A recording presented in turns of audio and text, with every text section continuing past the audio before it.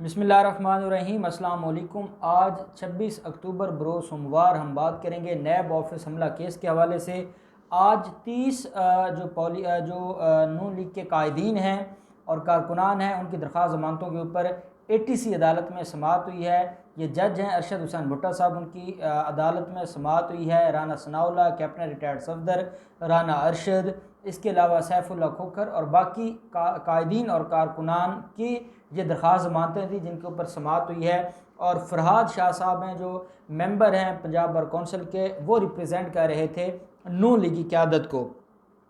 ये वो केस है जब मरीम नवाज़ ने पेश होना था नैब ऑफिस, और नैब ऑफिस के बाहर इन्होंने हंगामा किया था, 13 पुलिस वालों को ज़ख्मी किया था और साथ इन्होंने डायरेक्ट पत्थर मारे थे नैब ऑफिस पर। और नैब ऑफिस में जो काम करने वाला अमला है उनको हरासा किया गया था और सरकारी अमला को नुकसान पहुंचाया था। नुकसान पहुंचाने के बाद इनके खिलाफ मुकदमा दर्ज हुआ था। पहले सिंपल मुकदमा था, बेलेबल ऑफेंसेस थे, फिर 780 ऐड किया गया था और 780 ऐड होने के बाद कैप्टन रिटायर्ड सफदर की पहले दरख्वास्त ज़मानत मंजूर हो गई थी,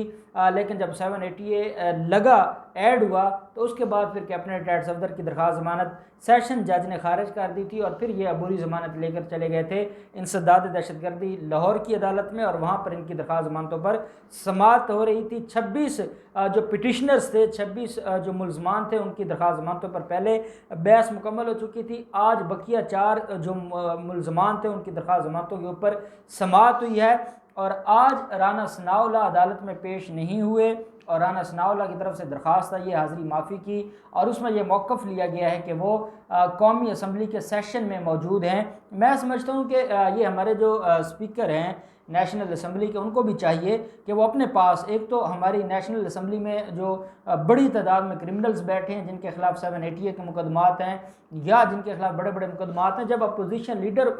दहशतगर्दी के मुकदमात में मुलव्वस होगा और नैब के करप्शन ज़्यादा केसेस में मुलव्वस होगा तो वो फिर उस असम्बली के तो फिर क्या ही कहने। तो स्पीकर असम्बली को चाहिए कि वो अपने पास एक लिस्ट रखे कि मेरा जो मेंबर है कौन कौन सा मेंबर है जिसके खिलाफ ये केस हैं और इस अदालत में पेंडिंग हैं, ताकि जिस दिन उनकी कोई दरख्वास्त जमातों के ऊपर समाअत हो तो उस दिन वो असम्बली का सेशन ना रखे, क्योंकि असम्बली में तो होना कुछ नहीं, असम्बली में तो सिर्फ गपशप होनी है। इनको DA मिलना है, इनको तनख्वाह मिल जाती है। कानून साजी जब होती है, कानून साजी के वक्त तो ये सीटियाँ बजाते हैं, कानून साजी के वक्त तो ये गालम गलूच करते हैं, हल्लरबाजी करते हैं या वाकआउट कर जाते हैं। इसलिए ये जो अपोजिशन के लोग हैं इनको मेरे ख्याल में तो इन दिनों में बिल्कुल तलब नहीं किया जाना चाहिए। खैर, अब एक वैलिड रीज़न है और क्योंकि वो उनको प्रिविलेज हासिल है, वो नेशनल असम्बली के मेंबर हैं और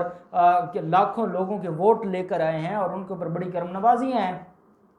तो उनकी दरख्वास्त आ गई। फरहाद शाह साहब ने बहस शुरू की और फरहाद शाह साहब ने अदालत से ये गुजारिश की कि जनाब ये जो केस है, पहली चीज़ तो ये है कि 780 नहीं लगता। 780 के ऊपर बहस हुई, 780 के बारे में ये बताया गया कि आसिफ सईद खोसा साहब की जो जजमेंट है उसने 780 को बिल्कुल वाजे कर दिया है और 780 में ये कहा गया है कि जिन लोगों ने इंटेंशनली हमला किया हो और उन्होंने पूरे इलाके में खौफ व हिरास फैलाया हो तो ऐसे हालात में वो 780 लगता है। और जिन हालात का जिक्र FIR में है उसमें कोई ऐसा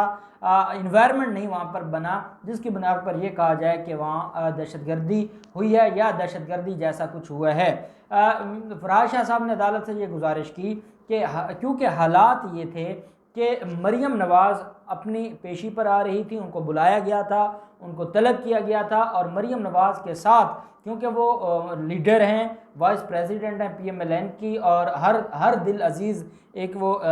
लीडर हैं, उनके साथ सैकड़ों कारकुनान भी थे और कायदीन भी थे। और वो जब वहाँ पर पहुँचे तो उन्होंने देखा कि पुलिस की भारी नफरी ये बता रही थी कि ये तो उनको गिरफ़्तार करना चाहते हैं, ये उनको कोई पेशी के लिए नहीं बुलाया या उनसे कोई पूछ गुछ नहीं, उनको डायरेक्ट गिरफ़्तार करना है। तो इसलिए ये जो सारे के सारे मामलात थे, ऐसे मामलात की बुनियाद पर उनको तलब किया जाना था और जो पुलिस वाले थे वो प्री प्लान खड़े थे और उन्होंने प्री प्लान हमला किया है और उन्होंने मरीम नवाज़ की गाड़ी पर गोलियां मारी हैं। क्योंकि वो बुलेट प्रूफ थी इसलिए वो बच गई हैं और बाल बाल बची हैं। और मकसद ये था इमरान खान और शहजाद अकबर का और डीजी नैब लाहौर का कि वो मरीम नवाज़ की जान लेना चाहते थे। जब गोलियां चली हैं तो गोलियां चलने के बाद कारकुनान मुश्तइल हो गए हैं और मुश्तइल होने के बाद वो फिर उधर से, क्योंकि शेलिंग हो रही थी और इधर से इन्होंने पथराव किया और उसमें फिर इधर से भी कुछ लोग ज़ख्मी हो गए, उधर से भी कुछ लोग ज़ख्मी हो गए। कोई बहुत बड़ी बात नहीं है। साथ उन्होंने कहा जी कि हमने सीसीटीवी फुटेजेस मांगे हैं और हमें वो फुटेजेस नहीं दिए गए कि जो वो कैमरास लगे हुए हैं सेफ सिटी के, वो फुटेजेस हमें चाहिए और वो बड़े ज़रूरी हैं। उसके बगैर कोई चारा नहीं है, उसके बगैर हमें इंसाफ मिलता नज़र नहीं आ रहा और हम चाहते हैं कि हमारे खिलाफ झूठा केस है और उस झूठे केस में हमें बरी किया जाए, हमें दरख्वास्त ज़मानत हमारी कन्फर्म की जाए। सरकारी जो वकला थे उन्होंने अदालत से ये गुजारिश की कि जनाब जो आसिफ सईद खोसा साहब की जजमेंट का ये हवाला दे रहे हैं, आसिफ सईद खोसा साहब की जजमेंट में ये बात बड़ी क्लियर है कि दहशतगर्दी वो है कि जब एक पूरा ग्रुप या जत्था जो है वो, और अनलॉफुल असम्बली की भी यही डेफिनेशन है कि जब 5 या 5 से ज़्यादा लोग इकट्ठे होते हैं इस मकसद के लिए कि वो सरकार के काम में मुदाखलत करें या सरकार को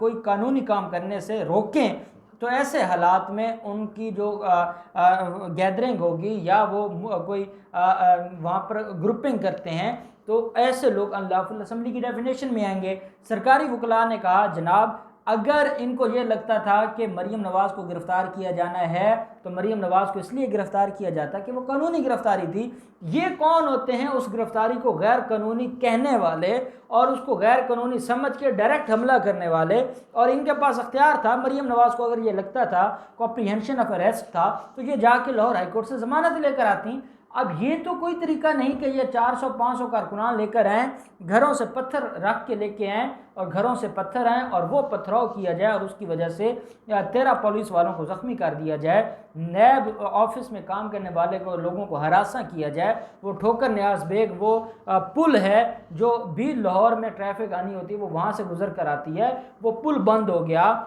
वो एरिया सारा का सारा ब्लॉक हो गया, खौफ व हिरास फैल गया और इन्होंने डायरेक्ट पथराव किया पुलिस वालों पर और उनको ज़ख्मी किया और उनको डंडे मारे।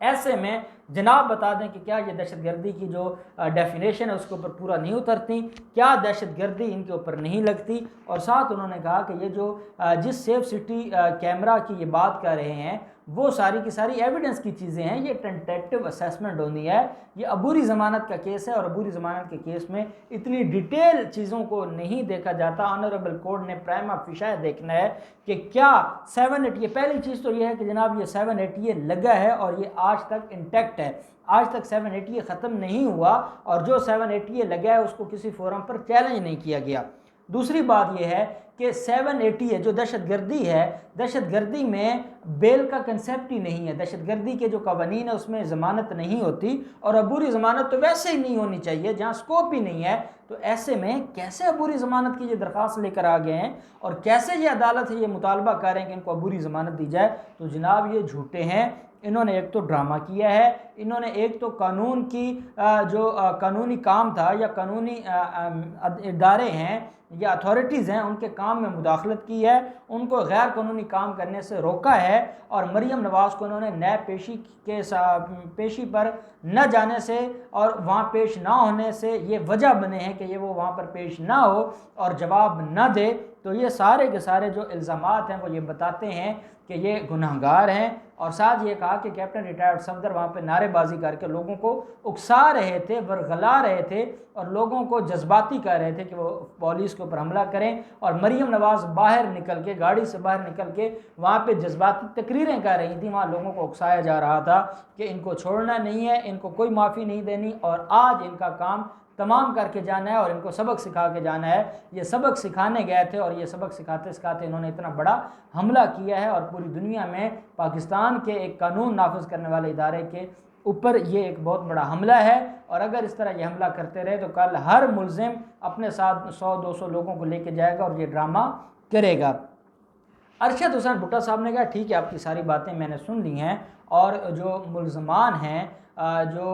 इसमें जो अहम डेवलपमेंट हुई कि मुलजमान भी अदालत में मौजूद थे और जो फराज शाह साहब थे उन्होंने कहा जनाब कि ये सारी की सारी बातें हैं, इमरान खान इसमें इन्वॉल्व है, इमरान खान ने ये सारा कुछ करवाया है, शहजाद अकबर इन्वॉल्व हैं, वो वीडियो के ज़रिए सारा कुछ देख रहे थे और उनकी सरपरस्ती में ये हुआ है और हम चाहते हैं कि जो जुल्म किया गया है हमारे ऊपर उस जुल्म का जवाब मिलना चाहिए और जिस सियासी इंतकाम का हमें निशाना बनाया गया है उससे अब हमारी जान छुड़वानी चाहिए और हमारी दरख्वास्त ज़मानतें मंजूर करनी चाहिए। हमारी ऑनरेबल जो अदालत है, इंसदाद दहशतगर्दी की अदालत, उन्होंने जो बेगुनाही का किस्सा सुनाया गया है, जो मजलूमियत का किस्सा सुनाया गया है नून लीगी क़यादत के वकला की तरफ से, उसको सराहते हुए कमाल शफकत करते हुए दरख्वास्त ज़मानतों को कन्फर्म कर दिया है, मंजूर कर दिया है। 30 के 30 जो मुलजमान थे उनकी दरख्वास्त ज़मानतें मंजूर कर ली हैं और साथ जो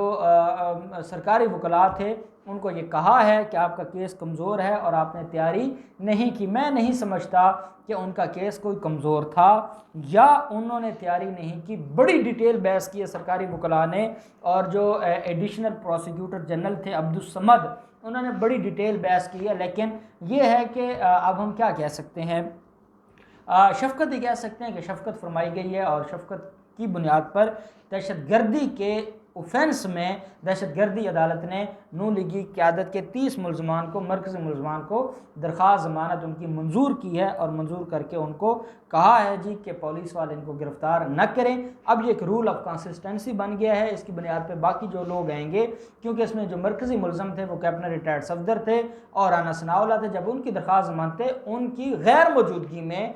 जब वो सेशन में गए हुए हैं असम्बली के, उनकी गैर मौजूदगी में अदालत ने मंजूर कर ली हैं, तो ये एक रूल ऑफ कंसिस्टेंसी के तहत बाकी जो फिर नैब ऑफिस केस में मुलजमान हैं उनकी भी दरख्वास्त मानते मंजूर हो जाएंगी और ये केस फिर दाखिल दफ्तर हो जाएगा या इसका क्या मुस्तकबिल होगा ये अल्लाह जानता है।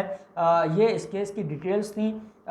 मज़ीद अगर इस केस के हवाले से कोई डेवलपमेंट्स होंगे हम आपके साथ शेयर करते रहेंगे। अल्लाह पाक पाकिस्तान का हामी नासिर हो। बहुत शुक्रिया। अल्लाह हाफिज़। पाकिस्तान जिंदाबाद।